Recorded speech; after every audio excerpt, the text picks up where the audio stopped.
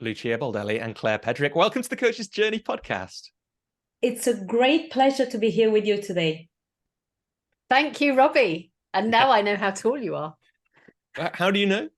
I've met you in real life. Oh, yeah, you do. Since last time you were on the show, you have. Yeah, we know how tall each other are. We know like what color we actually are, not distorted by a webcam. You know, I always think sometimes someone's more colorful or less so than when you meet them in real life.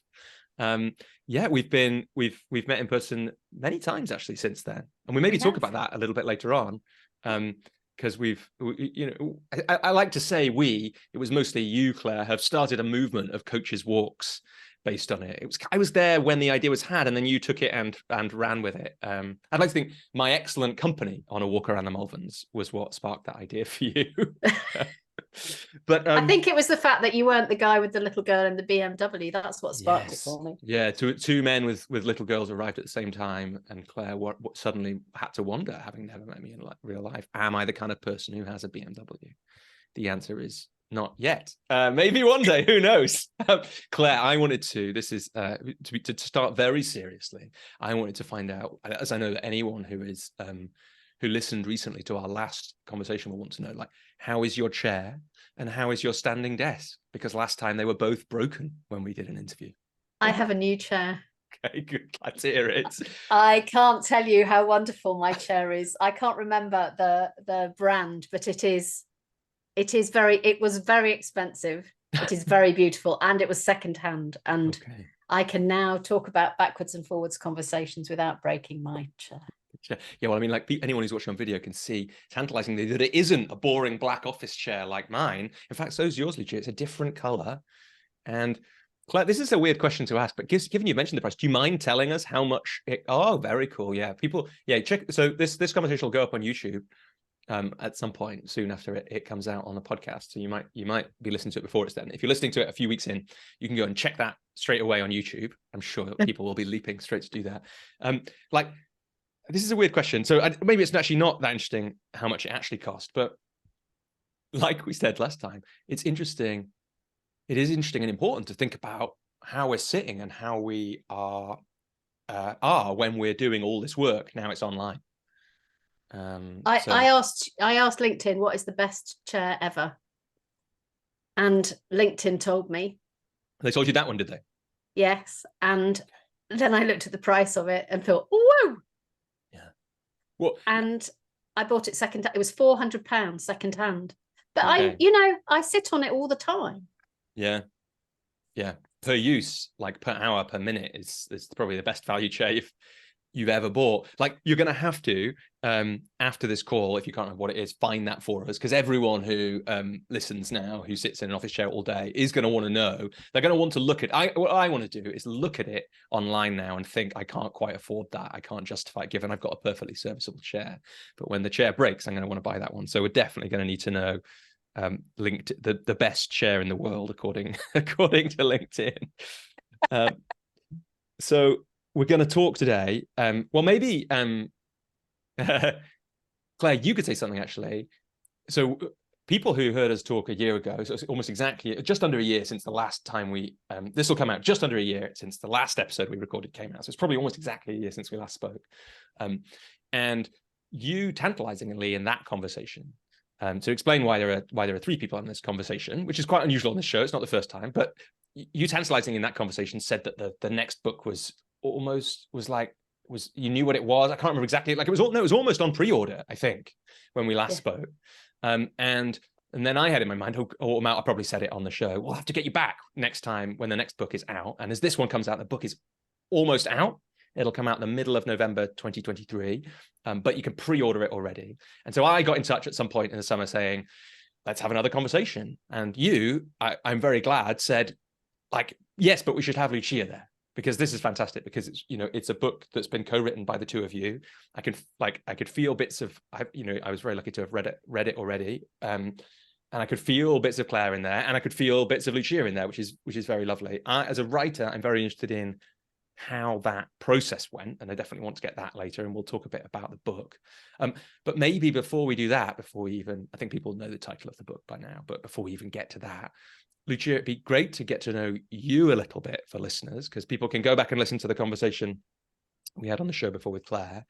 But Lucia, to start us off, often the question I ask on the show is, where did you first come across coaching in the way that we three are going to talk about it today, and your book talks about it?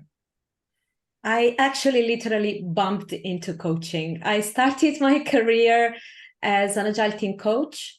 It was about 20 years ago, and I was in Italy. I'm Italian, so I started my career here in Rome. And I was working for IT companies and helping teams become more effective at what they do. And in my journey of personal development, I found out that actually it's all about unleashing potential and helping people to connect better and collaborate better. And so I decided to sign up for a coaching program.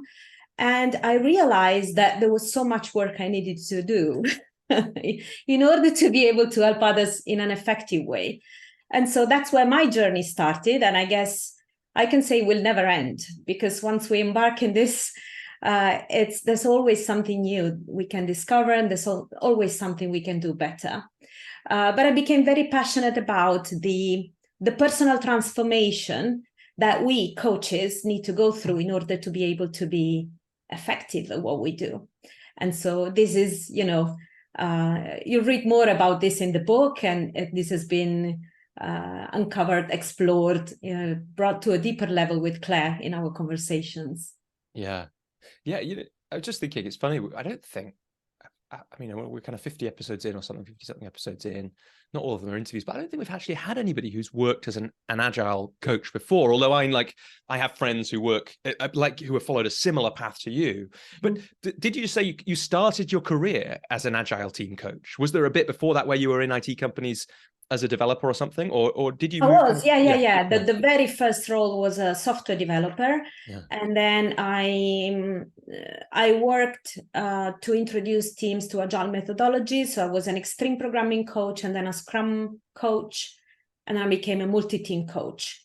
And for people who don't know, I include myself in that partially. I know it mostly from having coached people who do those roles, which is a weird.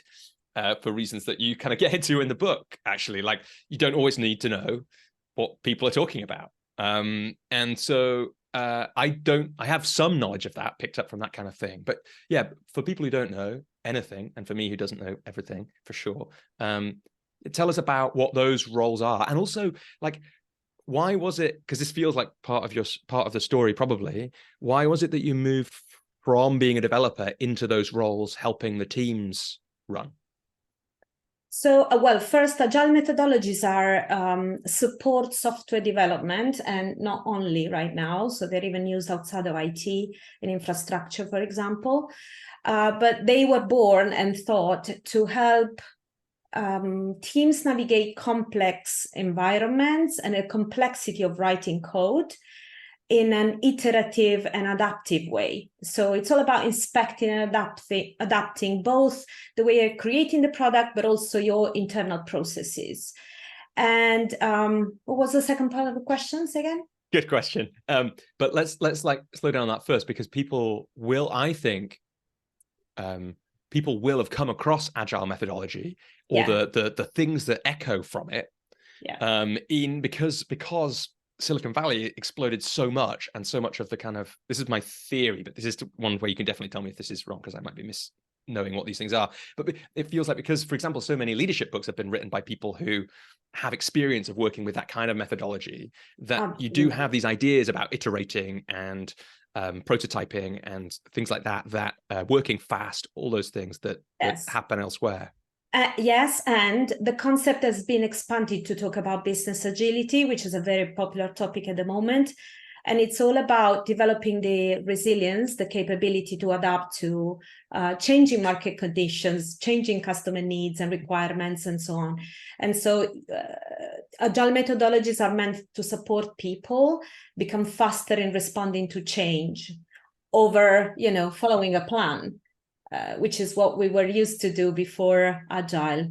Yeah, and you've used the word kind of complex a few times in this call already, and it's like, the plan is all good until the world changes, which happens all the time, right? So that's one of the things, I guess, that I feel like I've picked up by osmosis and things on agile methodology, all those ideas. Is there I'm just thinking, what would you recommend for somebody who is a coach who's interested in this, either for their business or to learn more about it in some other way, or somebody who's listening? Is there a particular book or resource that's a good place as a starting point for people who want to learn more? Yes, there's a book from Lisa Atkins. I think it's called Coaching Agile Teams. Nice. That could be a nice guide. Yeah.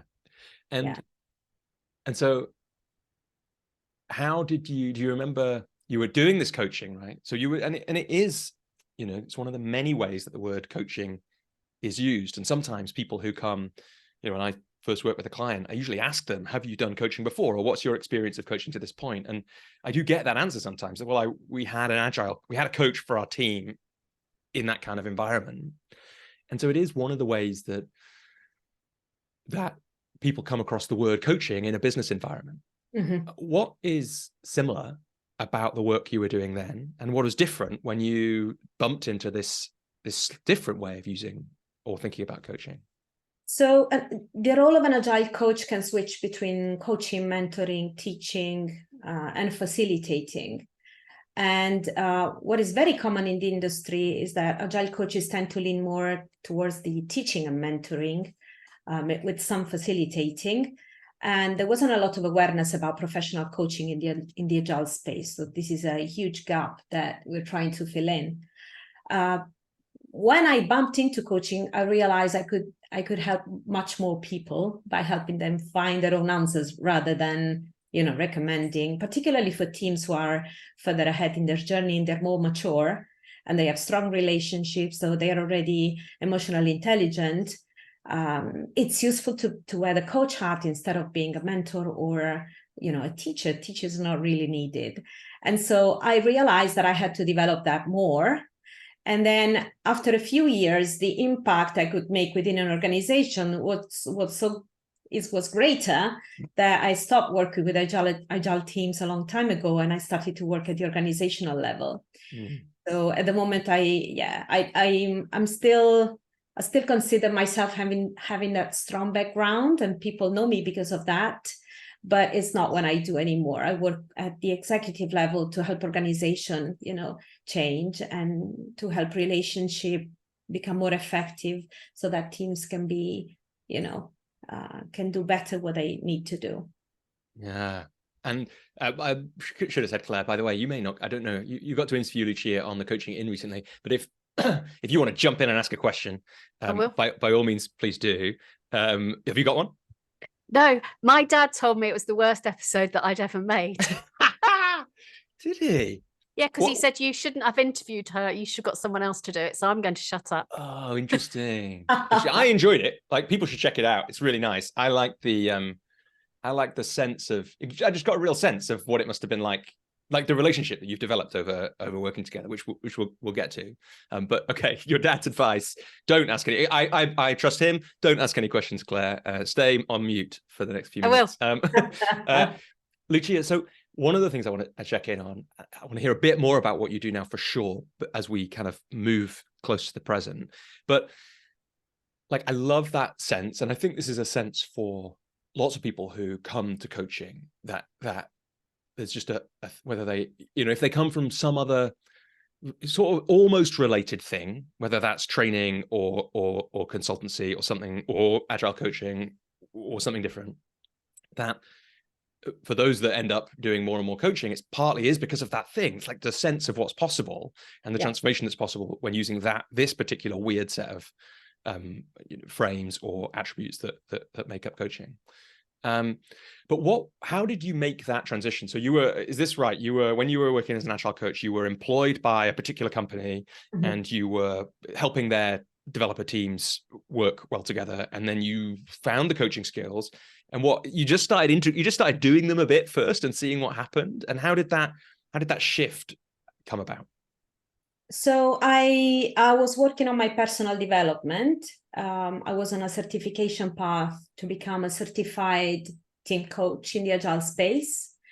And so I became aware that I had to develop that muscle. And so I just signed up to a program and literally bumped into coaching, as I said before. And there was no way back. because I became passionate about, helping others tap into their uncovered strengths, and that's what I feel I need to do. I don't lean into the mentoring or teaching unless I'm teaching a class on coaching, Yeah. Within organization, I am my dominant stance is the coach, and that's where I feel I need to be. Yeah, it's a lovely framework. That's a lovely phrase, actually. I'm not sure I've heard that before. If I have, and somebody's talking it, but the dominant stance. It's like we have these different stances available to us. Yes. And to know to what we're choosing, which one in what space. Because even as a coach, like if you're like me or like either of you, you end up working with other coaches, and you get those moments where what's in service of the person you're working with sometimes is to shift stance. Correct. But the dominant stance is the coach. I think that's a beautiful way of putting it. I had a conversation yesterday. I was interviewed on a podcast, and the host was really interested, I think, kind of relatively new to learning about coaching, was really interested in how do we apply this for managers? How do you think about that? Like, how do you change? How do you give more reflective space for people? And I wish I'd had that phrase yesterday, because it's a great one, right? Because what I was talking about is the thing that one of the people who first or second person that I ever saw deliver coaching training was a woman called Deb Barnard, really amazing woman. And she was always running it for leaders. It was a leadership program that I helped organize. I was did project management, event management for, and they were all leaders. Some of them did become coaches, but one of her things was always, look, don't use this all the time, right? If someone asks where the photocopier is, like, don't coach them on it, just tell them where the photocopier is. And it's like really important, I think, for leaders to remember that, because especially when I'm definitely guilty of the equivalent of that, for sure, because like you said, there's no going back. Sometimes when you get into coaching, you want to do it everywhere, especially at first. So when someone says where's the photocopier, you do kind of want to say, well, let's think about this together. How could you learn, whatever it is. But so I like the dominant stance. That's really nice. Before we get into the detail of what you're doing now, which I want to get into a bit more, were there conversations you had to have with your employer? Do you still work with the organization you worked with before? Were there conversations you had to have with the employer as you transferred, or did you leave and set up something? How did that work practically? No, it just evolved over time. So if you're talking about the the personal development path that happened throughout years, and so it's a journey that doesn't end, I guess. But yeah, I was at the beginning, I was with an employer that supported that and helped me. But then later I became a freelance, and I just continued. And I'm, What was the catalyst? What was the catalyst for becoming a freelancer? The right distance. We're going to talk about that. I love that chapter. So there's a great chapter in the book about distance. Yes. We're going to talk about that. But yeah, in short, for people who haven't read the book yet, it's not being too involved in the dynamics, the politics, and not being part of it. The neutrality, the distance from what is happening without being sucked. It's really interesting, actually, because I listened to interviews with both the CEO and the COO of Shopify, which I didn't really know is an absolutely enormous operation. It's how a lot of, for people who don't know, it's how a lot of e-commerce is run off this one kind of platform behind lots and lots of websites. And they are very interesting. Like there were two great interviews on the Tim Ferriss show with the CEO from a few years ago and the COO from slightly more recently, but still a few years ago. They were both, particularly I think Harley, who was the COO, but both of them were real advocates of coaching. It had been a huge part of their journeys.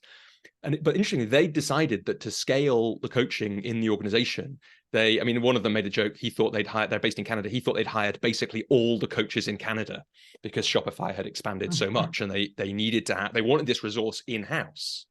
So I think I was a little more sold on that by them than I kind of expected to, because I personally love the distance I get from being outside someone's organization. But the energy that they had about what it means and what is possible for a group of internal coaches who really know the organization, I thought was quite interesting. So I guess what your reflections when we're thinking about that question of distance, And maybe actually we need to, for people who are listening, give the headline of that.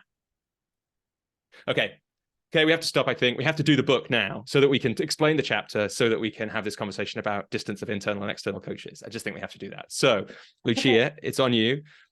Tell us the title of the book and that you and Claire have written together, and the kind of headline of what people can expect and where distance fits into that.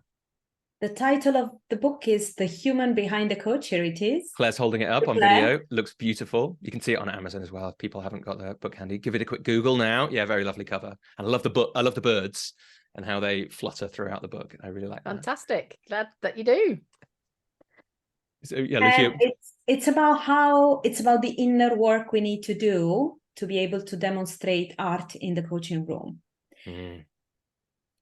And Claire, maybe to bring you back in, I remember you talking to me, I don't think on the show, I think on a lovely work on the Malverns, that this is the prequel to Simplifying Coaching in some ways. So could you maybe say something about that before we come back to distance?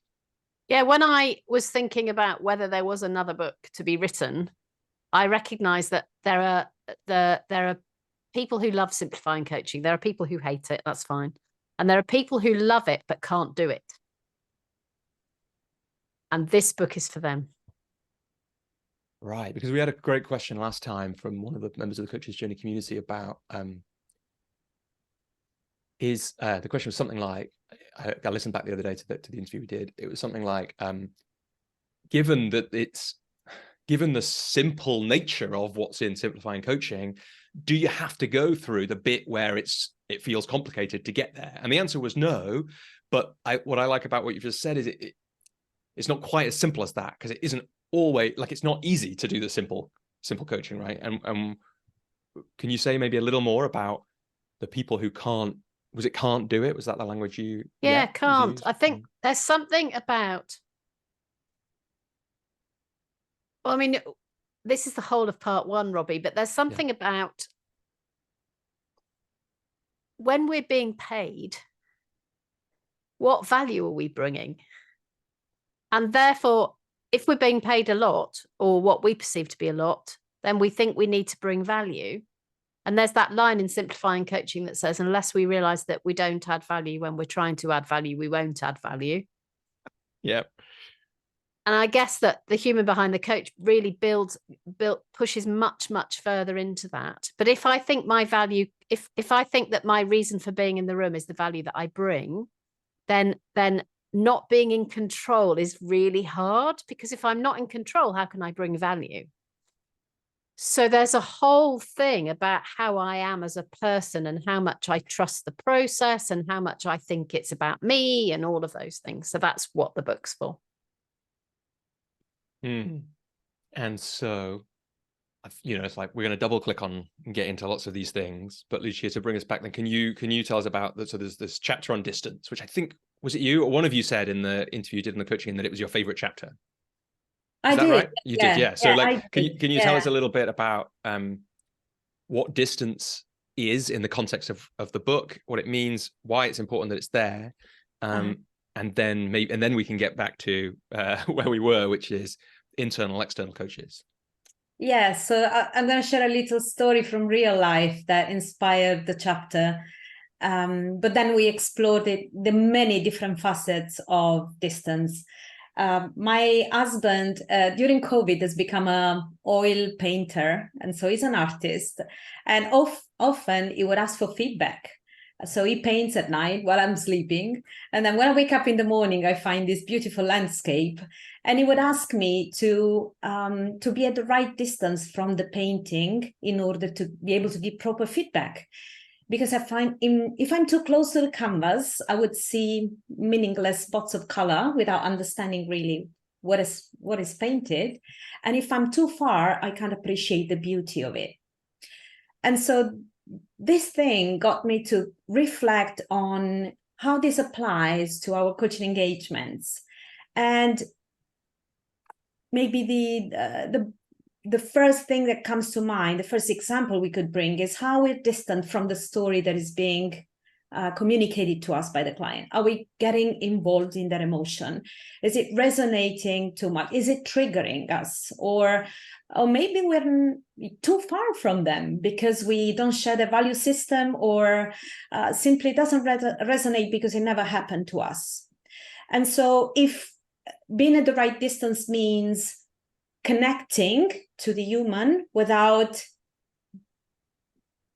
looking fake, because we don't empathize, we don't really connect to the story, or without getting too involved in the story and maybe falling into sympathy, or crying when they're crying or stuff like that. But this is just an example. In the book, we explore so many. Maybe Claire will share another couple of examples of distance, because I think we have 8, 9, or 10. Like, for example, distance from the system, right? Which is what we were talking before.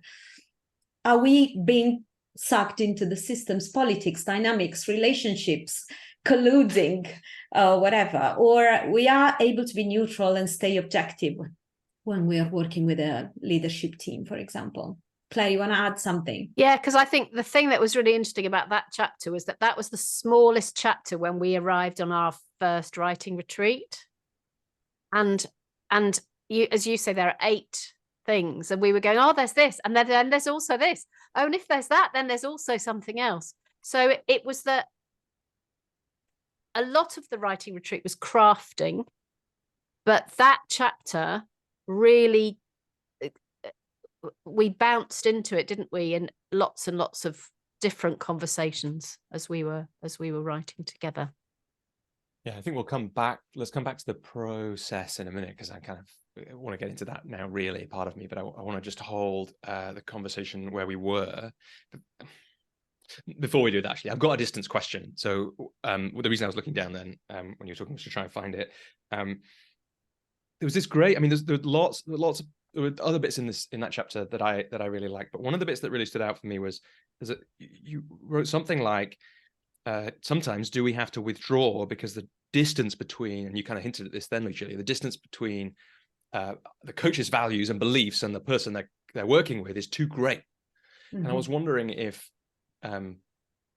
I've been coaching long enough to have coached, for example, during 2016, where some weird stuff was happening around values and beliefs in the UK. I can, but for people who have coached more recently, it may have been less obvious. But I wonder if either of you has an example that springs to mind of when either you had to withdraw because of that, or you really had to think about it and be careful, like as in full of care, because of a difference in values and beliefs. I've got one. So I was coaching an individual in an organization, and over time they left the organization, and the coaching became about them being outside the organization.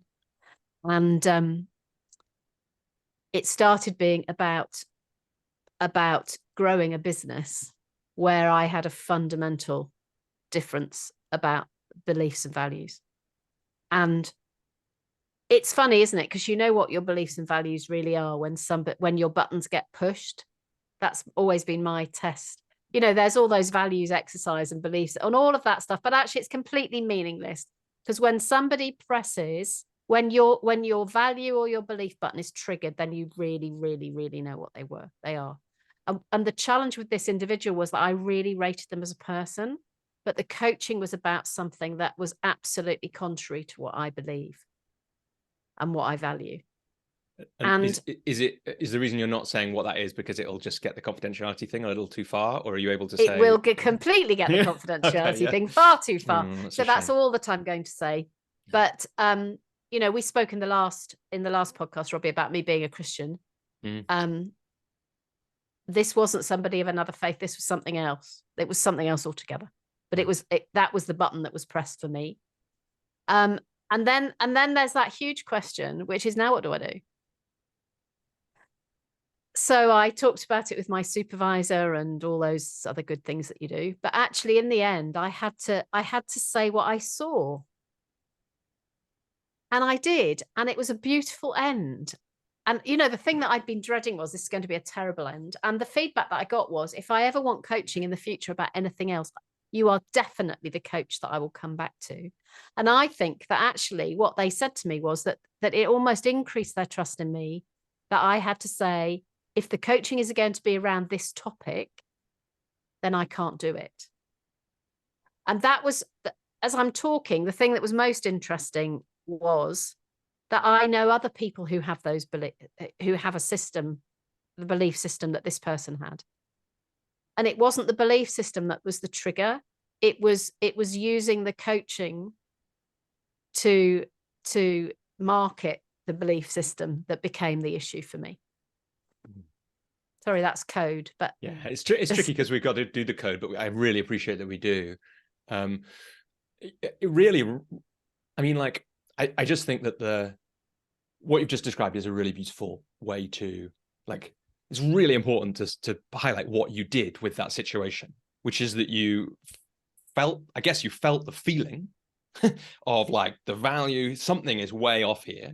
And then you worked out what that was enough that you could skillfully have the conversation with the person, which is an amazing thing to have done. And, you know, I guess that the way I think about this stuff, because really just one really that went badly wrong. Like I had one early on in coaching where I just messed up the ending so badly and I was really like, it was really sad to have gone from, to have managed that conversation so badly that instead of really what you've described, there was just a relationship that was ended. And it's not a big deal in the grand scheme of things. And I learned huge amounts from it because I learned about my values and beliefs, right? Which is like more important to me than anything is to hold an ending in the best way I can for somebody. And I've been able to learn from that since. And then it does make a real difference if you're able to hold those endings, particularly with people. But to do that, I imagine you had to do quite a lot of work and reflection. And that's one of the moves that we have available to us as coaches, is to get that help in those moments. Yeah, and the question became, if we believe that coaching really works, I could have been part of the success of the business, of the thing. I could have been, you know, my coaching was contributing to the doing of something that I didn't agree with, that I didn't believe in. And that's the moment. So for example, if, you know, I have quite strong political views, I would be very happy to coach somebody who has other political views from me, but I could not, as we have moved towards a general election in the UK at some point in the future, I could not coach the organization as they're working towards wanting to have an organization that I don't agree with, as they're working towards trying to get victory in an election. I couldn't do that. And that's the difference, right? It's so interesting. It's so interesting to think about. I was thinking the other day about, I think I was talking to another coach, and I was remembering, you know, that when I first started coaching, or maybe on the training, the first training I did, there was a lot of conversation. I think at some point in it, there was a conversation about what do you do if that example comes up, or if, you know, people were naming the industries that they would never work with somebody in. And what's interesting to me is I didn't really get that. I don't have that strong feeling that you have or that those people had. And since then, I have coached people in pretty much all the organizations that were named in that discussion, not type industries, let's say. And, you know, I still think of one of the women that I coached, and if you imagine the kind of industries that people name that say they would never work in, she worked in one of those. And I don't think it wasn't quite as true when we started. It was definitely true when we ended. I don't think I've ever worked with a person whose soul shone as much at me through the coaching as one of these people who worked in these organizations. And so I think I will never regret doing that work, even though, how do I say this without giving too much away? Even though the uses of some of the stuff that her company does, I think is pretty damaging. So I think that is just a really interesting, like, moral question that we all have to sit with. I guess one of the reasons I'm interested to ask about this, because you said about that in the book, is it probably doesn't get talked about enough that we have these, you know, we're a human. And you've got to acknowledge that when you're doing this work. And sometimes there'll be people who trigger you in all kinds of ways. And then you get to choose as a coach who you do work with, and when it matters and when it doesn't. And, you know, I might have felt differently if the woman in that organization had been a different human, but that particular human is in my list of, I don't know, the 10 bits of work that I'm most proud of ever doing in my life, probably. And despite the fact that she worked in that industry. So it's like, it's a really, I just think we all have the chance to make those decisions and reflections. Lucia, I'm wondering, like, listening in on this bit of the conversation, what you're noticing, or what this brings up for you. What it brings up for me is my decision point is whether I'm able to regulate when this happens to me. Like, Interesting. is it something, of course, I take it to supervision, I reflect on it, but is it something that I'm able to self-regulate, or is just, you know, off? And just, can you say a bit more about self-regulation and what that means to you, just for people who haven't had that language before? I'll share a little story. I was coaching a lady who had to make a decision, and I had to make a decision in the past, and I would have made a different choice from her. And so I was living my story as I was listening to her, and the risk was that I might not have been neutral, you know? And so I had to, so when I talk about self-regulation, I'm referring to detaching from the story again. So it's not my story, it's her story. And what is best for her is not what is best for me. So this is something you either can regulate in the moment, or reflect afterwards with a supervisor, or it's just not the right engagement for you, right? Yeah. So yeah. Again, there's just so much in there. Let's tie up the thing we were talking about before so that we can move on, because I've got this like thing in the back of my mind where I know there's like in my wife's family, they call it like I think they call it an unsneezed sneeze, you know, when you just need a sneeze and you haven't sneezed yet. That's what I've got about. So then about distance, when it comes to being inside you deciding to move freelance, essentially to get to the optimum distance from the oil painting of the work you were doing. So what are your reflections on the benefits and costs of being inside an organization and working with people in it versus being outside? Yeah, I think we already talked about the highlights. The highlights of the pros of being in an internal coach would be that you know the people, you know the culture, you know the patterns, so you better understand what is going on. But that could be, you know, a con if you know too much and that influences you, or it creates bias, or it gets you too much involved in what is going on, and it doesn't allow you to keep, you know, a bird eye view, an objective view, and stay neutral.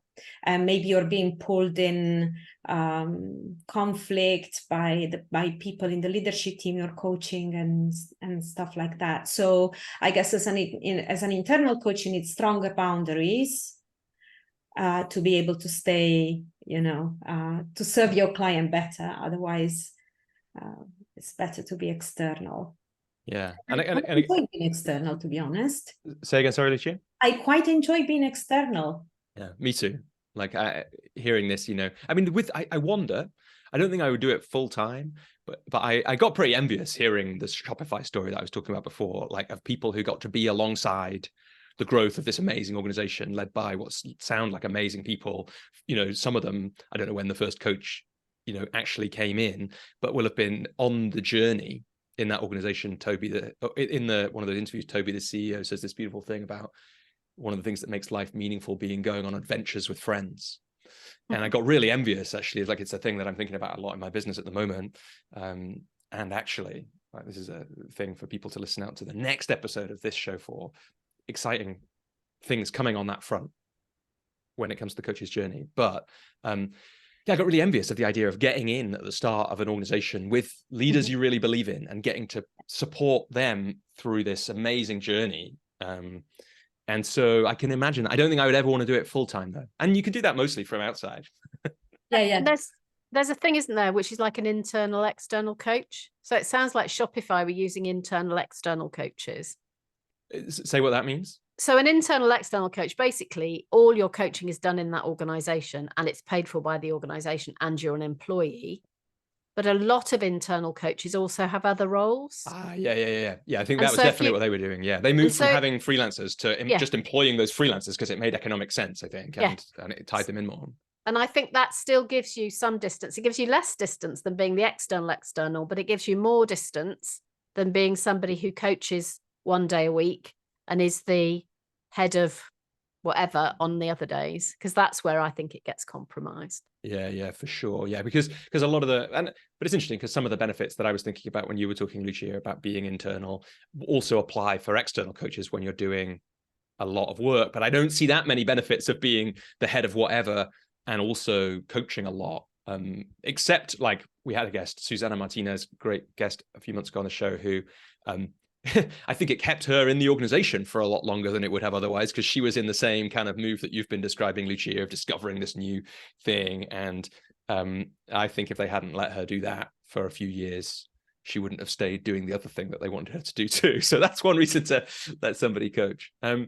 So Lucia, we're going to get in a sec. I want to get to you two connecting and where the book emerged and how it did. But fill in, there must be a few years of gap between going freelance and deciding to write this book with Claire. What are some you've done it a little bit already, but if there's any other headlines you want to give about the work you do now, or some of your favorite bits of work, or favorite ways you think about work in that time?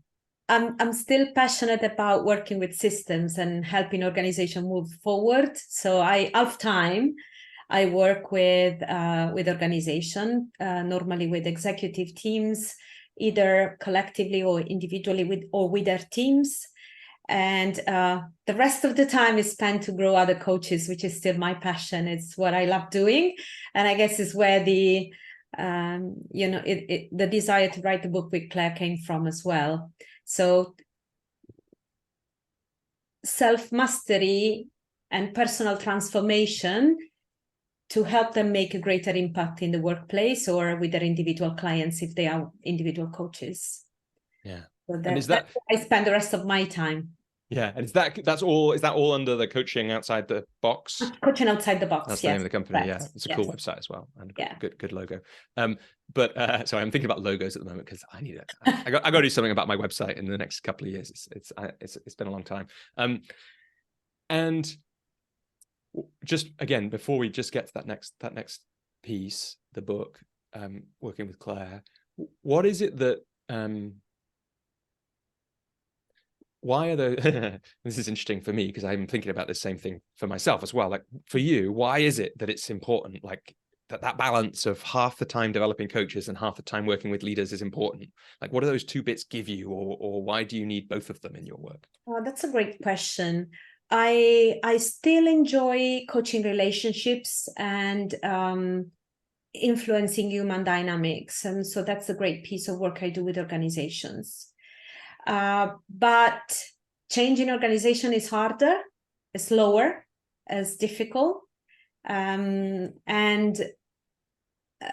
when I work with individuals who want to grow themselves, I see myself where I was, 10 years ago. And I really like to partner with people who are passionate about developing themselves to help others. Yeah, there's something so exciting about doing that work, and just because I don't want to miss these opportunities. I think that part of the reason that this podcast exists is about the kind of black box or the kind of confusion is like, how does the business actually work? And so I guess I'm curious with these days, or as you first moved out of the company, where do the organizations or the executive teams that you're working come from, and why do they hire? Like, how come you end up getting hired by them? Mm-hmm. Well, they look for organizational coaches normally, or they get in touch with me because of my agile expertise, and then they discover they can get so much more. Yeah, they try to hire you as an agile coach, and you say you could do that, but actually I used to be hired as an agile coach in the past. In this company, in the current client I'm working for, I am an enterprise coach, so I work across where it's more impactful for me to work on. Yeah, and then so Claire, when did you first come across this other person on this call? How did you two meet? Well, I can't remember, but I think you joined a group I was running in lockdown, didn't you, Lucia? Or no, or did we do some one-to-one before that? I can't remember. Yeah, we met one-on-one. It's a good job that somebody remembers. To do mental coaching or supervision or coaching or something like that? Mental coaching. Mental Yeah. coaching. Right. Yeah. Right.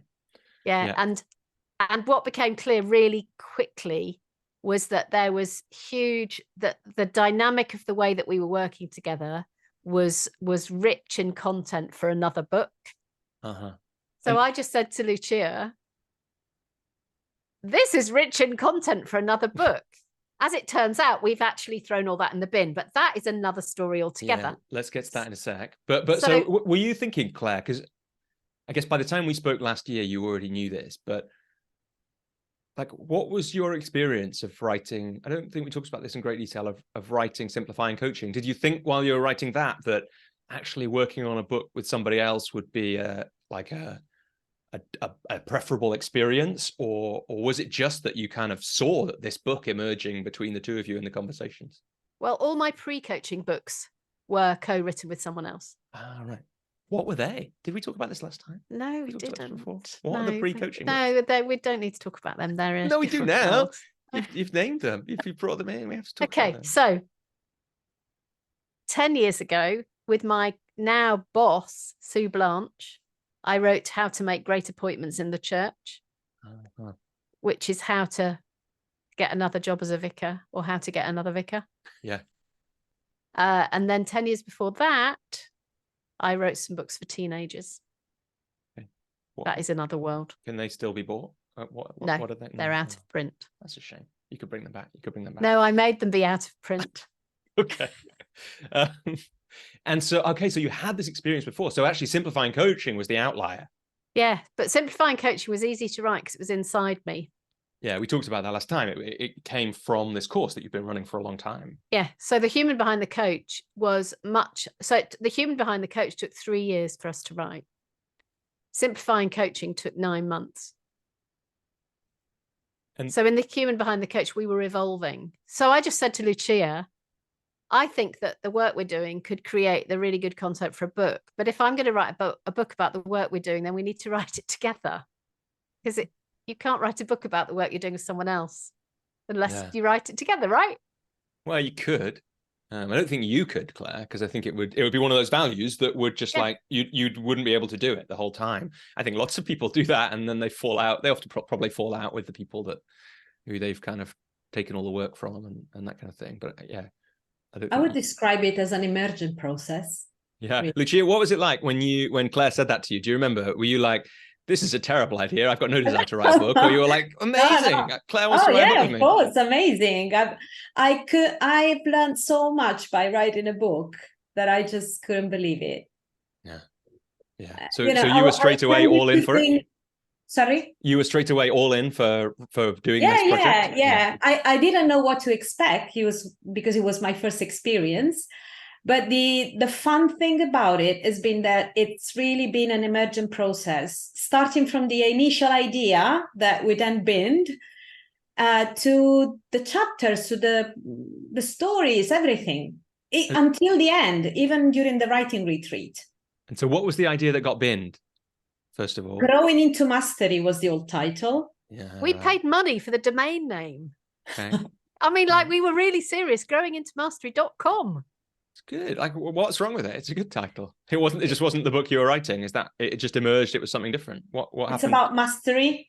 Oh yeah. Claire was saying on the coaching in, for people who I'm just describing everything that happened on that episode now. That's what this episode is. You don't have to listen to that now.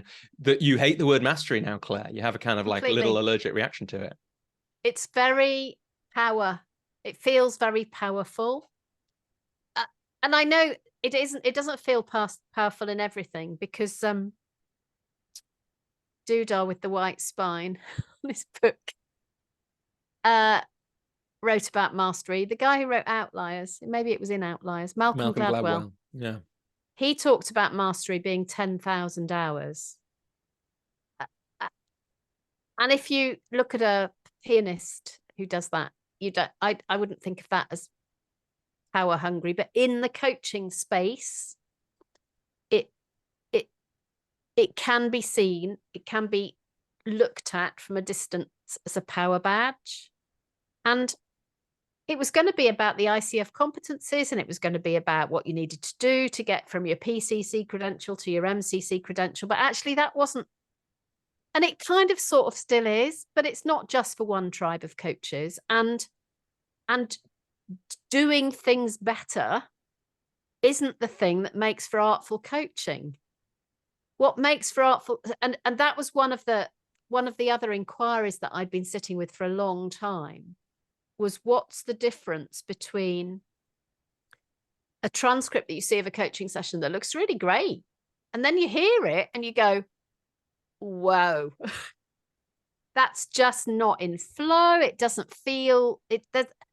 And those recordings, if they're submitted for a credential, don't pass. So what was it that was this gap? Because it wasn't, you need to do 5.6.1 and then you need to do this and then you need to do that. It's not an algorithm anymore. So there's an algorithm at the beginning of coaching, I think, that actually works very well. But then there's a moment where you have to abandon the algorithm. Yeah. So the algorithm at the start being grow or some different version of it, like some frame for a coaching session. Technique, tools, models. Yeah, and then you have to abandon it. Yeah, there's this nice. I love this thing I heard a few years ago, which is it's really important that I can't quite get it. It's like the best time to break the rules is when breaking the rules is more in the spirit of the rules than sticking to the rules. And the example is in Harry Potter. You know, they always get like docked 10 house points for being out of bed at night, which is a rule to keep the students safe, but given 1,000 house points for saving the world from Voldemort, which is more in the spirit of keeping the students safe than staying in bed. And there's something a little bit like that with coaching. It's like, you know those things, know the algorithm, and then you can play. And I like in the book, like, and you've used it both, I think both of you have used it in this conversation already, that frame of the artful coach. That's interesting. And then in the second part, we talk about the dance and the music, and that gives us a sense, or gives me a sense, and probably listeners, even without getting to the book, of this distinction that you're making there, Claire, between the algorithm and then beyond the algorithm. Yeah, that wouldn't have made a good title, would it?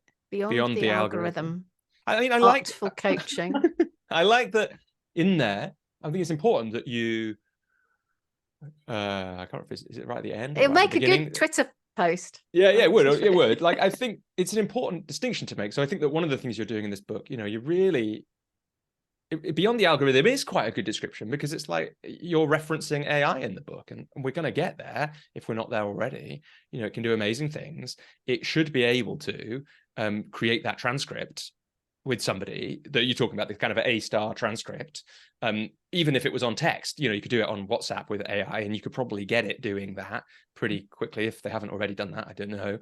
But there's something else interesting. That's really, I didn't know that. I read that in the book and really liked that distinction. Like, why does the transcript look great, but the recording not? I didn't know that they would fail. Like, that's an interesting part of it. So the fact that you're telling that story again now, and both of you are nodding, and that it's in the book in a few different places, is really interesting.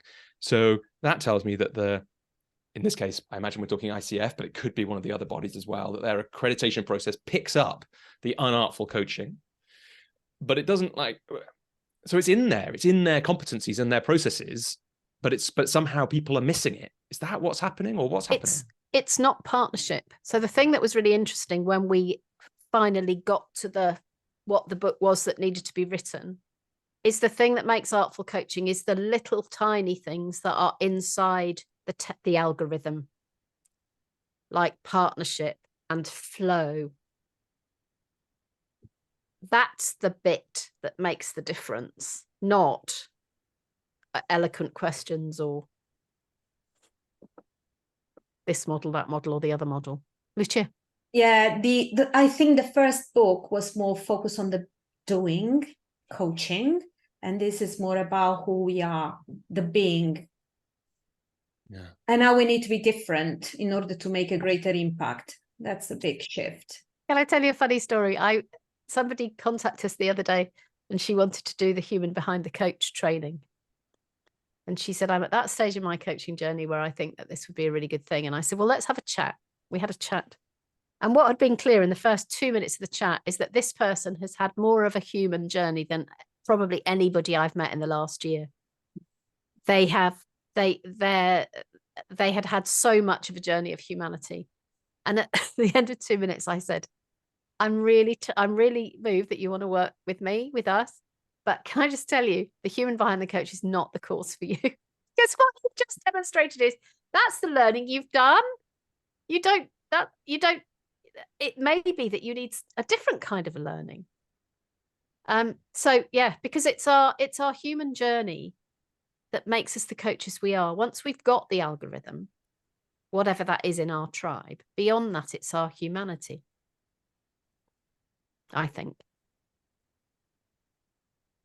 Yeah, I think it's one of the things that I was struck reading, looking at the book and reading it through. And I'd had this thought kind of separately for the things we have to do to build a coaching business. But it was interesting to get it from the book, and particularly the first part of it. And interesting, the first and the second parts, but was like how lucky we are that in order to be great at this thing that we happen to be doing, these are the qualities that we have to develop in ourselves.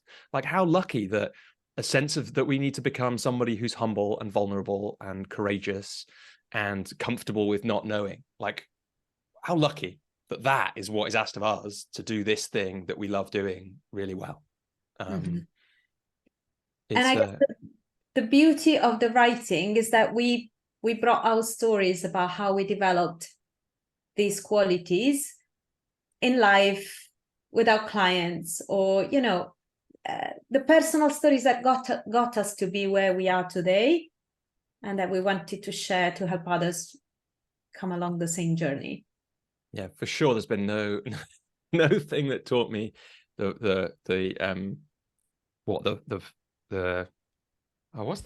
like foolishness of trying to control the world than having a 1-year-old or a 2-year-old. Like I've had no surrender to whatever Leah is doing, or whenever she's going to sleep is the only way to get her to sleep. Me stressing out. I mean, like one of the genuine, like this is incredible because it was exactly about not knowing. I'm not sure I've told this story anywhere. Like one of the genuinely worst experiences of my parenting, this is going to sound incredibly trivial, was during Euro 2020, which happened in 2021 because of the pandemic. So it's like in the pandemic, football was really important to me because it was like the only thing that was actually alive, that was actually happening for a while. So it was kind of like, other than that, I could watch TV and I could speak to people on Zoom, but there was this actual live thing happening somewhere. So football was important. And England were playing Scotland, which hadn't happened since in a competition final since 1996. And it was like at 8 o'clock. And Leah was normally always in bed. She was probably like 1 and a bit at this point by 7. And it was genuinely one of the most hellish experiences of my life to try and get her to sleep, because I really, really wanted her to fall asleep and she wasn't doing it. And it's like, it was just complete desperation to control an uncontrollable thing, and surrender to it is the only option. And I love those things because, like, anyone who remembers Euro 2020 will remember that England-Scotland was the most dull game of all time. And I would have been lucky if she hadn't gone to sleep for another 2 hours. It would have been a better way to spend my time. But those things, like every time you try and control the uncontrollable, and those human stories, they're absolutely full of the insight that we need to become some of those qualities, in my experience, that you talk about in the book. And I think what's reassuring about that for people, as I think about that now, is some of this thing that you're talking about the kind of mastery thing, or what we talked about last time, Claire, about like selling complexity being really easy to do. And so people having the other thing that you mentioned last time, which I really liked, I'm going to bring back in, was like the monetizable credibility that some people bring from other industries, right? Mm-hmm. So if you're somebody who doesn't feel like they're ever going to be a speech marks master and doesn't come from an easily monetizable industry, and gets intimidated by all the tools that are out there, what's really, really reassuring about what I think we're saying in this bit of the conversation and what you're saying in that first half of the book is you definitely have a human story, and you can slow down with that and you can understand it, and then you can lean into these qualities which are available to everybody, and are also the kind of qualities that most people really admire in others, and so would like to develop. And if you do that, then the artful coaching follows. Yeah, and I'm just looking at those the chapter titles now, because I've got the only copy. Sorry, Lucia, it's coming. But I'm looking at those chapter titles, and I'm recognizing that those things, silence, not knowing, humility, vulnerability, distance, and courage, they're the things that I've developed in my coaching. And that's been drawn from my life experience. But when my dad was dying in the last 2 weeks, those are the things that I've used. Every single one of them. And given that being with my dad on the night he died I'm more proud of that than anything else, including writing this book with Lucia, sorry. But I drew on that, and that came from my professional journey. And that's extraordinary, because I would never have thought when I set out training as a coach in the early, whenever it was, late 1990s, that the things that I was going to learn on the way were going to pay back 1,000,000 times over in the last 2 weeks.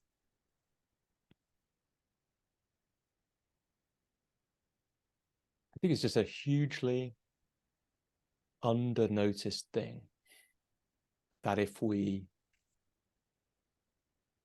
that this, maybe other industries too, but that this work does for us is, and I think I don't think I've seen it as clearly until I had this thought when I was looking, like you just did, at the chapter titles, that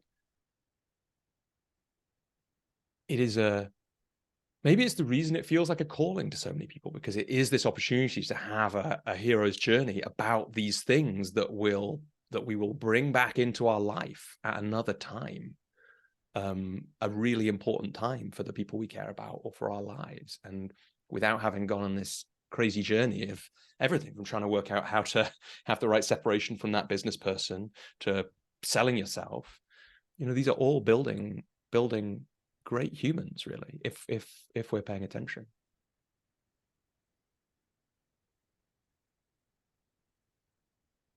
Also, what you said there, Claire, and thank you for sharing it, really brought up that, some of the people who show up throughout the book, the influences.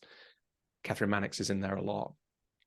Nancy Klein is in there quite a lot. Brene Brown is in there quite a lot. And in their own ways, I think each of them, some probably in a scale of more explicit to less explicit, did some work and then realized it was really, really useful in loads and loads of places that wasn't where they did the work.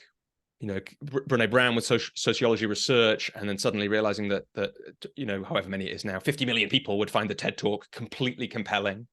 Catherine Mannix with that amazing work from her work in palliative care, and Nancy Klein, I guess, is probably the closest, at least in time to think of knowing where it was useful and then pointing people at it. But the experience of listening that comes from that is quite something, and for sure is useful. It's useful everywhere. I mean, we're in an interesting moment in the call now. There's quite a few things in there, and I don't know whether there's anything more you want to say about what's been happening for you in the last few weeks, Claire, or anything you're noticing, Lucia, or anything about those influences that I've just named that feels important to say in this moment, like their places. I mean, I guess they're all people that, for me, feel like their work is really about humanity. That's one of the things that I get from all those people. That's, yeah. Everything that, up to the last few months, we have quoted Catherine Mannix a lot, because her book, Listen, is one of my top 3 coaching books of all time. Of course, now it's one of my top 4 coaching books of all time, but now we've got to have the humor behind the coach in our list of 4.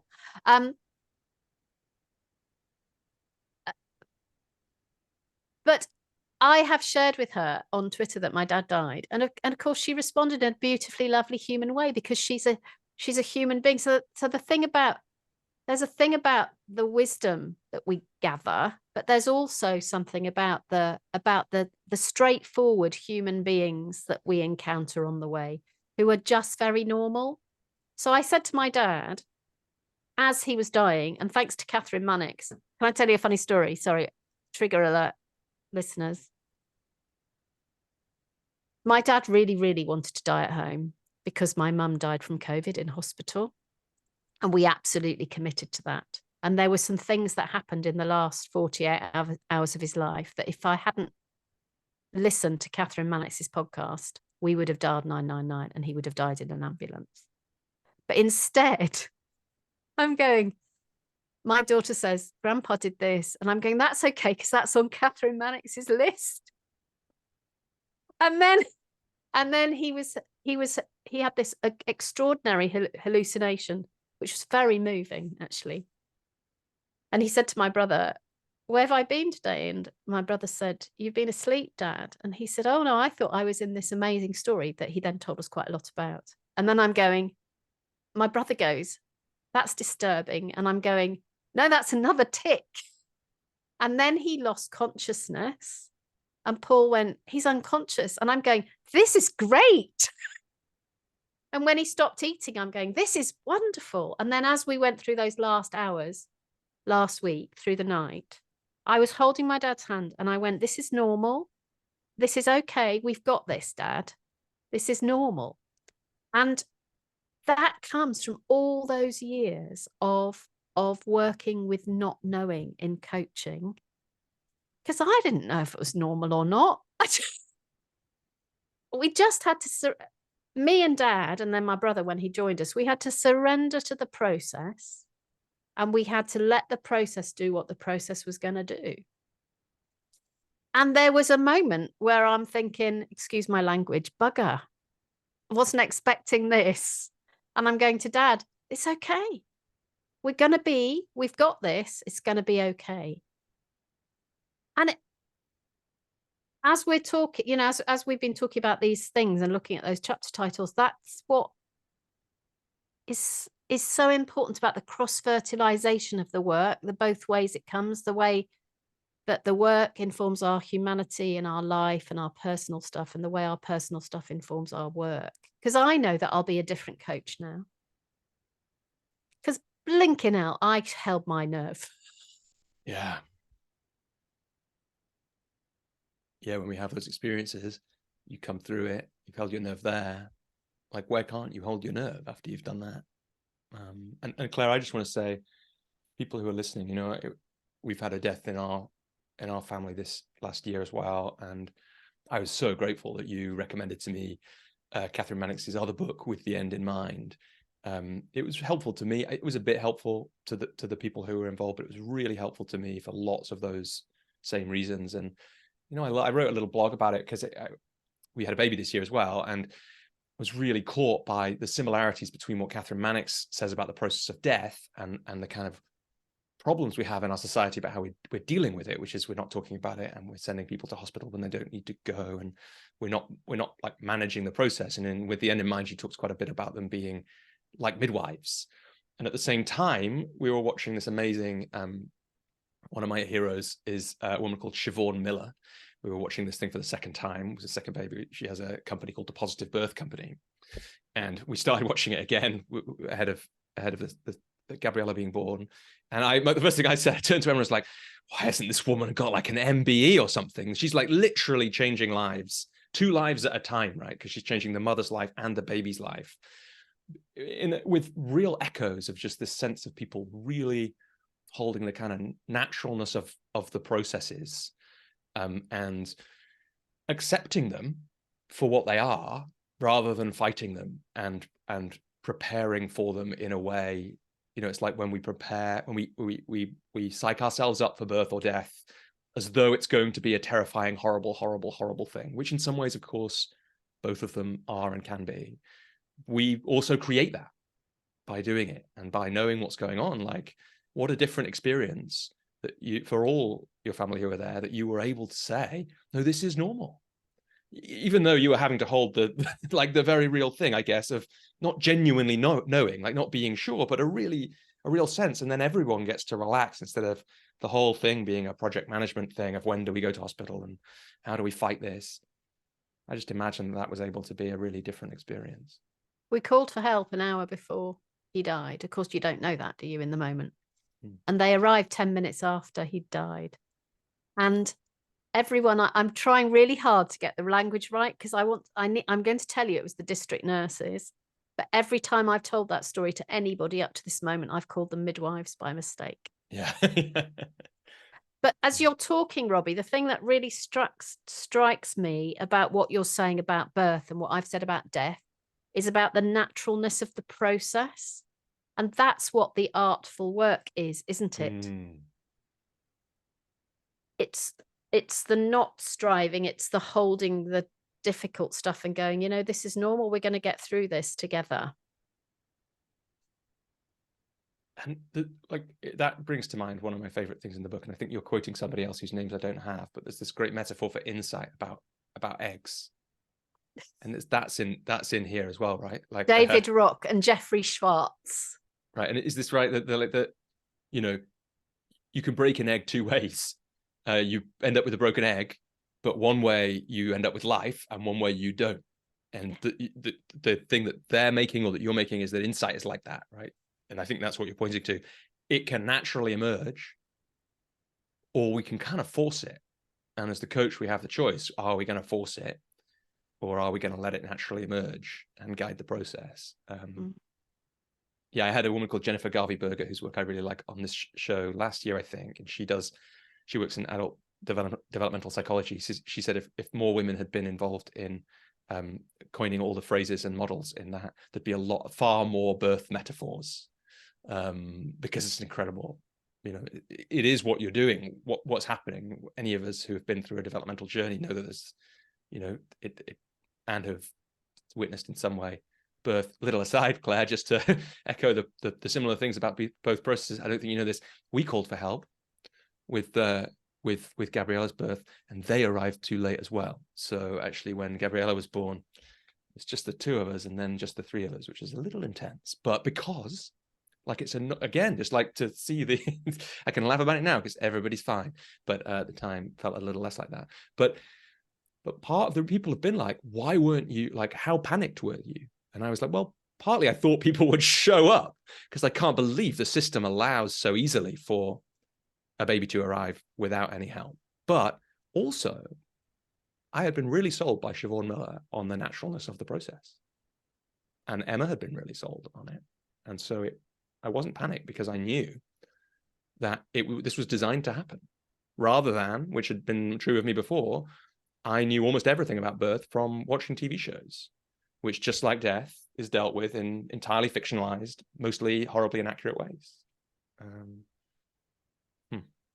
I knew that this was designed to happen. Absolutely. It's making me chuckle, because there was a moment when my brother said something and I said, what's the worst that can happen now? Yeah. Because he's kind of in his last few minutes. And so we couldn't get it wrong. We couldn't get it wrong. And he wasn't in pain. So it was just to let him go. But that letting go is part of the coaching process, right? Yeah, a big part. And part of it, I think, is also it's like what people learn from coaching, isn't it? It's like, if you do coaching, one of the things I think we often do is we invite people into this. We invite people into all of these things. So these are these qualities that you talk about in humanity within the first part of the book. You know, we invite people, as we do those things, we invite people into the normality of silence and the normality of not knowing, and how it's possible to be a human who doesn't know, and that's okay.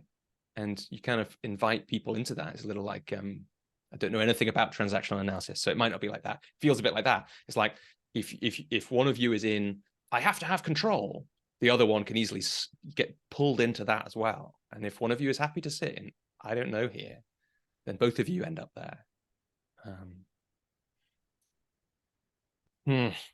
Lucia, like, I'm curious what you've heard in the last few minutes of this conversation. I'm actually curious about what you think is the highlight or the biggest takeaway of reading the book before it's out. Yeah. Before it's born, you see. Yeah, I mean, strange. I don't know what role this is in the birth metaphor. I'm like a midwife appointment before the birth or something is what we're doing here. Good question. So there's lots in there. You know, for me personally, I think I got it. I had a question for you, but you answered it, Claire, when you talked about that person that came to talk about doing the course. I had a question about, like, I know this won't be true for everyone, but for me, the first part felt like and I know this is like a tendency that I personally have. I think I talked about it a bit last time. Like, I have a tendency to, once I've learned something, like believe that I've known it for a long time, and therefore be less engaged to learn it again, even if I don't know it, or even when I don't know it all. So I have to be aware of it. The first part, I think, in a wholesome way for me, I felt like, okay, yeah, but this is just coaching, isn't it?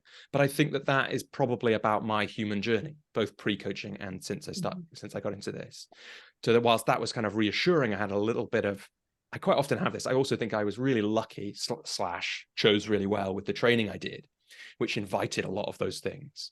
So I still get a little caught off guard, and I need to read a book like this or speak to people like you who are obviously at the cutting edge getting this more, that there's a lot of people who come out of coach trainings who don't get any of that and aren't invited into it. So for me, that bit was, I was like reminded of those things. But then in the second part, which again, spoiler alert, the part 2 is called Humanity Between, and maybe we get to that a bit now. That felt like it was full of some big, but some mini insights for me. So one of them, for example, that I want to ask you about, this is with supervision for Robbie, is in there quite a bit is like the risk of the backward looking nature of, so this is what we said we'd do at the start of this call, which people who've been coached by me will have had a lot. It's like one of my moves. So I'm like, oh, interesting. This is like what I love about that second part is, I could have and was kind of like, oh, here's a little like, it's full of little adjustments, which I think are probably the thing you're talking about earlier. One of you was talking about like the adjustments to within the algorithm to artistry. So could somebody say something about that kind of that little mini thing that I'm pointing to there about as we recontract or re-agree what we're here to do, how do we do it artfully? There's a quick tip on my YouTube channel called Facing Forwards about it, but it's how I broke my chair, Robbie. Oh yeah. Good callback. I think the issue, the challenge is that if coaching is going to be future focused and we're going to be moving forwards, there's a real danger where we accidentally, both of us, start turning around and facing backwards. So when you say when we started, what we've done is we've taken them back in time from where we are now to where we were at the beginning of the conversation.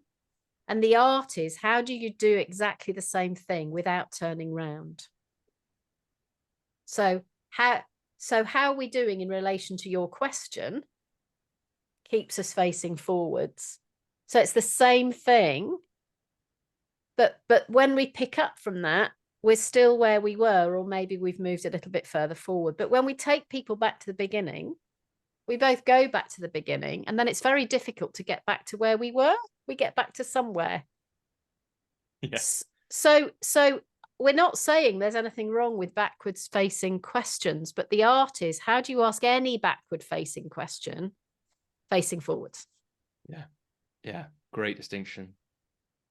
And I think that the other way, or like maybe the other way to answer your question, Lucia, is I guess I'm struck in this moment by the metaphor in the second part of the book. And again, I think I've thought about this quite a lot. I love teaching metaphor to coaches and using metaphor in coaching. And just for people who haven't heard me talk about that before, like one of the things that I just think is so good about it is it allows us to hold a more complex idea than prose. Like essentially the difference between poetry and prose, right? Poetry, and I experimented with this once and it was amazing. Like the poem that I wrote about, you can find it on my website. There's a poem called Waiting for God's Wind. And in it, I linked to the article that I'd written previously about the same idea. And one of them is just, infinitely better at capturing the kind of chaos of developmental stage that I was sitting in those moments.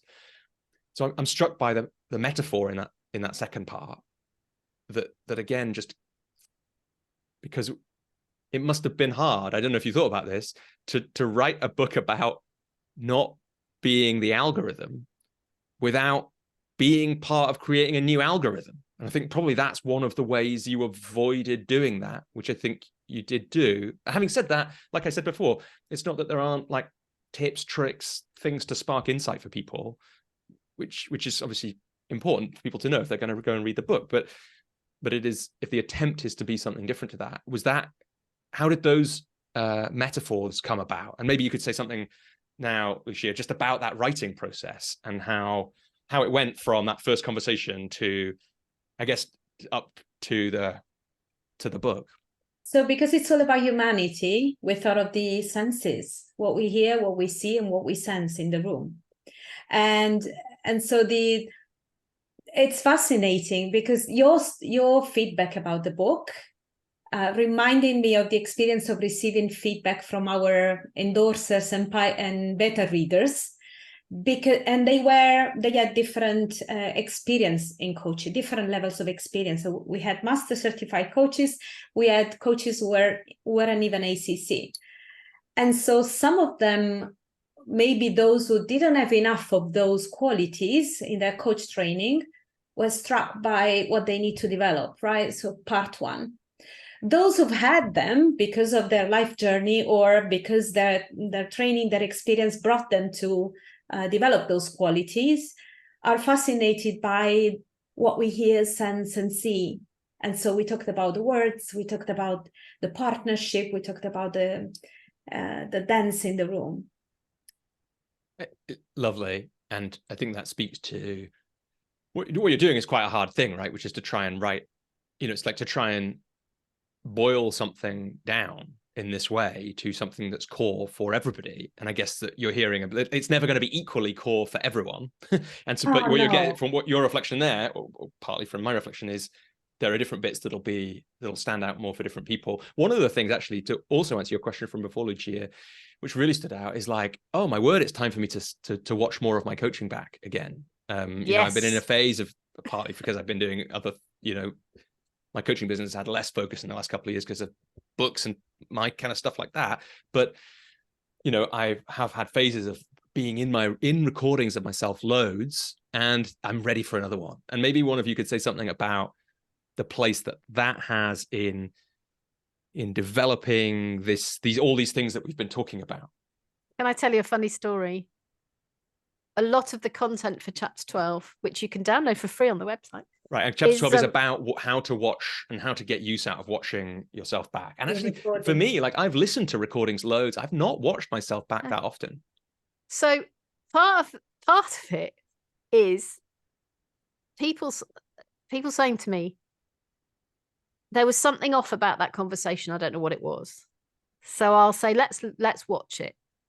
And we watch it, and there is no partnership in the eyes. So they're not passing over the conversation between each other. And as much as Lucia and I would both love to be your mental coach, you don't need a mental coach to tell you that, because if you watch a gallery view side-by-side video of you coaching somebody else, you can see when you're not looking at them. You can see when something happens and you missed it. You can see all the things that you didn't see in the conversation, and it will transform your coaching. And you don't need to pay any money, because even audio doesn't do that. You've got to be able to see. So I often watch coaches who are very thoughtful and generous and wonderful people. And as soon as the person who's thinking says something, the coach ponders it. But now the coach and the thinker are entirely out of connection, because it's not like the thinker stopped doing things while the coach is looking away. So now they are totally out of sync. Well, or they might have stopped doing things, but not for like a reason of connection or partnership, but because they're waiting. Like, it's obvious that, and I'm speaking about myself as much as anybody else. Like, they're waiting for me to think about what I'm thinking about, which is awkward. A really different thing. Yeah, it could be awkward. Hopefully not, but it will be sometimes, I'm sure. But that's often about you making sense of their stuff. And actually, if your job is to support them to sense make, that's what you should. And we don't need to sense make, because that's not our job. Yeah. So building on the concept of not necessarily paying for mental coaching, the book can give some insight of what to watch for as you look back to your recordings. You watch your recordings again. So the chapter 12 is a guide for those who want to record. And so there are tips on how to record, but also how to make use of those recording for personal development. Yeah, and just a quick question, a quick, really practical question. Obviously, listening back to it or watching back a recording, just the coach, I don't think that breaches anything. Do you encourage people to get? It might be in chapter 12, and I've just got to get. But do you get to get permission from the clients? How do you do that to share the recording? You ask them. There are some words in chapter 12. Can Great. I tell you though? I gave chapter 12 to my supervision community the other day as a gift, and somebody who I know very well put a comment in and said, I thought this was good. He said, this sounded really boring. And I thought, oh, golly, we didn't name it very well. He said, it sounded really boring. And I've just read it and it's brilliant. It's really going to change my coaching. So that's a marketing thing that we need to think about for the second edition. Yeah. And look, for people who haven't thought about this, so the reason that the last time that I really engaged with listening to myself was after reading. It wasn't Malcolm Gladwell. I think it was Matt Syed's book, but it's one of those books that bounce, but it's one of those books that talks about the research on deliberate practice. And I was like, I'm so sold on deliberate practice. How do I do this with my coaching? And the obvious way was through watching myself and others. That just felt like a very quick way to do deliberate practice. And just for people, again, to fill in that gap for people. So the idea in the research is it's connected to, I think Gladwell I think he was probably, he was wrong about, he approximated too much. He oversimplified by making it 10,000 hours, partly because of the different types of practice you can do, which is it will take you less long to get to true mastery of the piano or whatever, or coaching, if you are doing really careful practice. Whereas probably loads of us have done 5,000 to 10,000 hours of driving and we are not Lewis Hamilton, right? Like, it's like we don't have that skill because we're not doing deliberate practice. We're listening to the coaching while we're driving. So that, again, I think it is, watching with a peer, watching back yourself. I've always loved to be in a group to do that stuff because you get to hear other people's coaching and you get to hear the different things they would do. And that's one of the ways that we learn, our intuition learns to do different things. So I said to you before that we switched on the recording, I think I've got more notes for this call than I think for any call I've done. I think we've hardly done any of them. So let's do a few of them now before we finish. So one of them is, I'd love to hear from both of you on this. This is a question from the Coach's Journey community. One of the members there who get to ask questions of guests. Maybe start with you, Lucia. How would you like the human behind the coach to change or improve or inform the world at a more macro level? So we know how it might affect coaches, but what about the world more broadly? Humanity in the workplace, for example. And when I think about that, I think about growing emotional intelligence in teams, talking about being open about fears, talking about emotions and addressing tough stuff, which is something that a coach would do, but people don't do naturally. So this is one, but there could be so many others. I guess the primary ambition is that it transforms the way we talk about coaching. So not so much focus on doing or techniques or models, frameworks, but more on the being. And the ultimate is that it has an impact on everyone's lives. Yeah. On ours, because of the transformational journey we go through, but also it spreads. Because if I'm being kinder, if I'm being more vulnerable with other people, that is, invites vulnerability back, for example. Yeah, and you can kind of feel it, how that will happen, how the more coaches are doing this stuff we've been talking about, more than being trapped in algorithms, the more they are in, like we said before, inviting the vulnerability in someone else, allowing it, at least in that space. And we develop, I often think one of the things that happens in coaching is that people develop a set of skills by being coached, which serve them, as Claire said movingly, in other moments of their life. And so I can really imagine that. I can also really imagine that, this would be a great book for, if you've got a leader who's interested in coaching, they could still pick up this book, even if they're not coaching people in the way that like we might in our one-to-one coaching. And it'll improve all their meetings. Really paying attention to the dance and the music and the partnership in a meeting. Everyone knows that almost all their meetings could be improved, and that's the book has some of the things to do that. How about you, Claire? What's the What's the way you'd like your book to improve or inform or change the world in a bigger? Well, I think the bigger world picture? is changing, and I think it. We've been writing this book for 3 years, and now in the last 6 months, is it that we just see everything around humanity, or is it that people are talking about humanity more? I think people are talking about humanity more. I'd like it to be the human behind the leader, the human behind the manager, the human behind the salesperson, the human behind everything. That's your next 10 books. That's the series. Yeah, we talked about that. I don't think there repackage are the any same more book. books in it. Just put a different cover on it. You can just sell a few more. I like the idea, but no, But I know what you people mean. make their own meaning. So I'd love anybody to read it and make their own meaning in their own context, because I think they can. Yeah. Yeah. What about, Lucia, what's next for this work? Can you tell us a bit? I know there's some things that you're already creating. There's, like Claire's mentioned it, the course. Where's this all gonna go for the two of you, or individually or separately next? We are launching a level 3 pilot in December. It's based on the book, and it is a 9-month journey that helps people become more artful and bring more humanity in their coaching.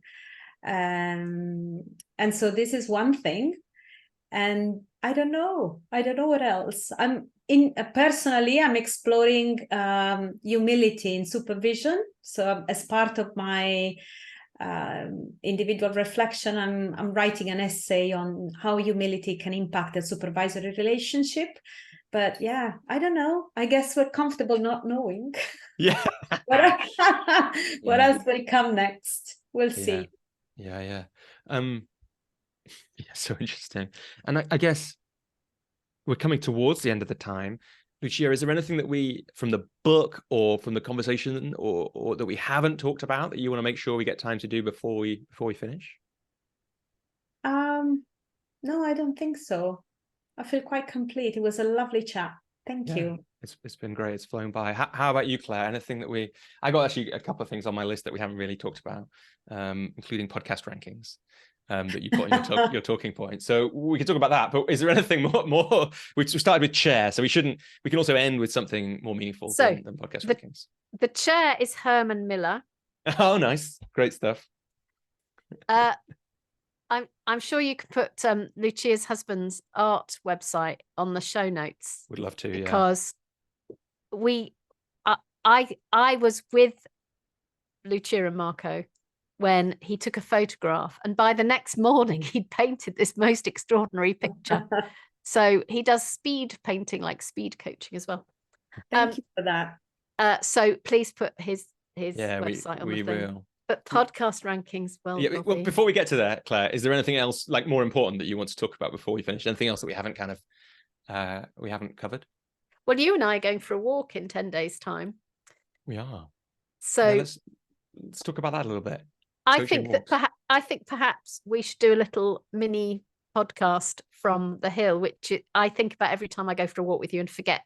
Yes. Every time. We said we should have done that the first time. I think it's also nice sometimes. I remember reading, I can't remember who said this, the problem with the 21st century is I only meet up with my friends when they come on my podcast or I go on theirs, because everyone's time is so weird, which is why people need humanity, right? Why that's everywhere, because we're in this weird thing. But that would be fun. We should definitely do that. We should at least take a picture.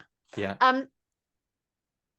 So I think the coaches walking community is worth talking about, because Robbie and I went for a walk when we realized we lived in the same place. And on the walk, you and I discussed how amazing it would be and what a beautiful thing it was just to be together and talk about just talking things. And each time we've walked, it's been deep and meaningful, actually, very deep and very meaningful. But it's been human to human conversation. And so we just laughed, didn't we? And said, well, what if we got a few other people to come with us? So we did that. And then we put a picture on LinkedIn, and then other people in other parts of the country said they'd like to do it. And we said, well, start your own.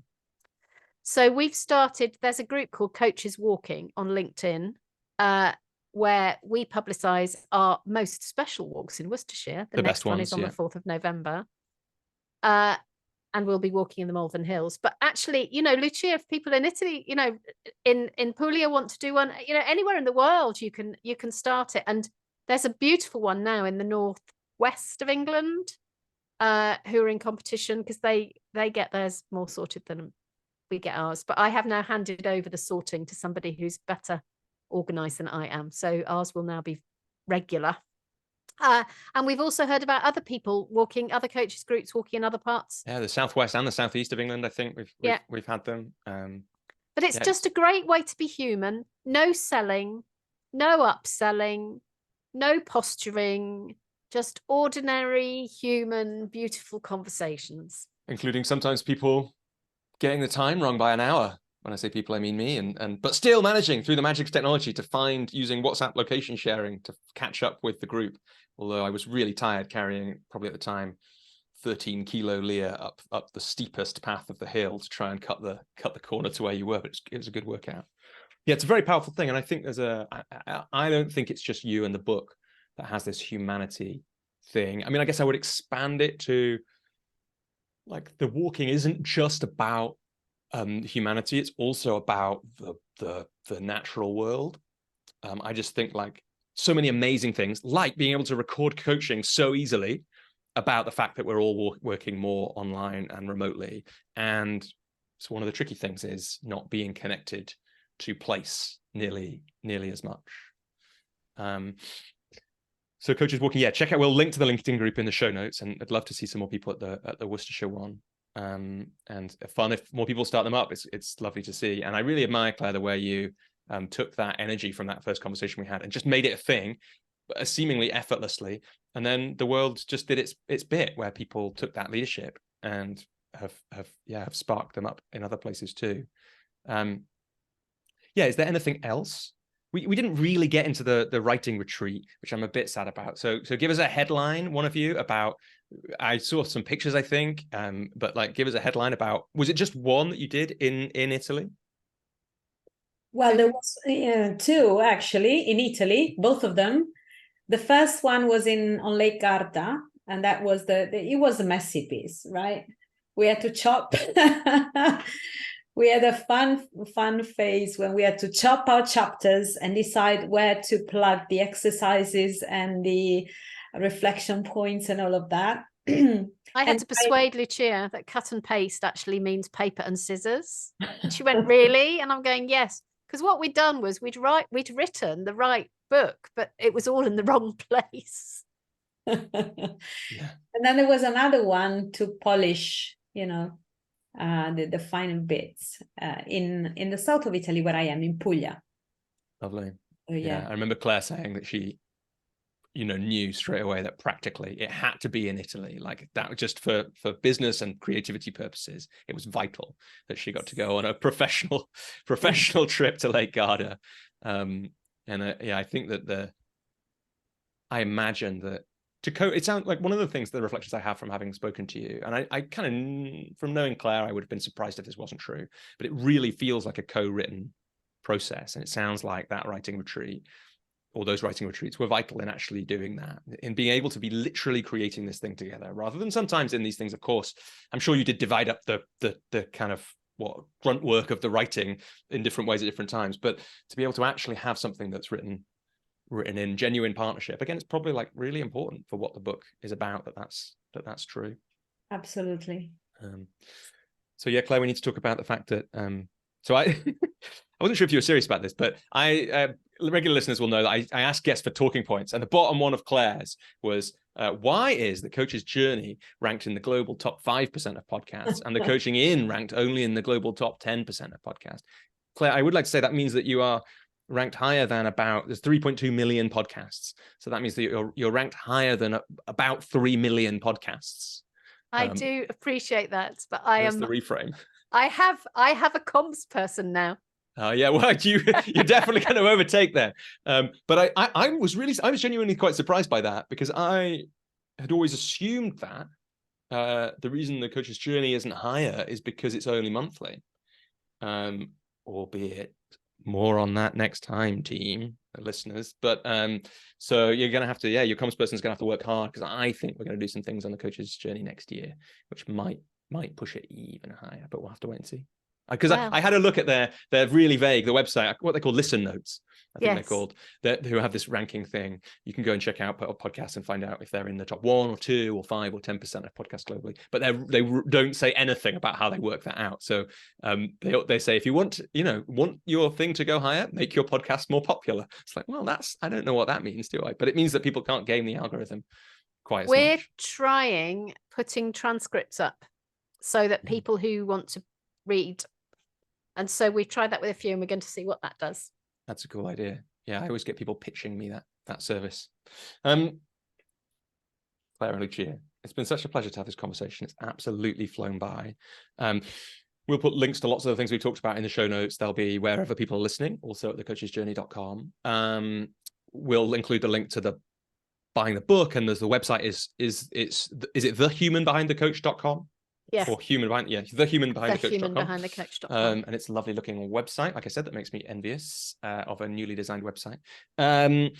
Is there anything else that you want to say before we sign off from this conversation? Well, Pete, we'll give you the link that you can put in the show notes if people want to come to the launch party, because to be human, it's not geographically located that makes any particular place special. It's open to anybody, and you can share that with your lovely listeners. And it's on Monday, the 13th of November. It's great stuff. So yeah, still time to sign up for that when you're listening to this. And yeah, I hope to be able to be there, toddlers allowing. And you're going to also be invited to my little sneaky face-to-face one in Malvern. Oh, I'd Robbie. love to do that. Well, I feel very honoured. So I'm looking forward to that. Maybe like you joked like you said, Claire, on the coaching in when you two had a conversation. Surely you also need to invite me to the one in Puglia. But whether I'll be able to make that, I don't know. But yeah, Claire and Lucia, it's been such a pleasure to have you on the show, and best of luck with everything to do with the book and the course and everything else. Thanks for having us. Thank you for having us. It's been fun.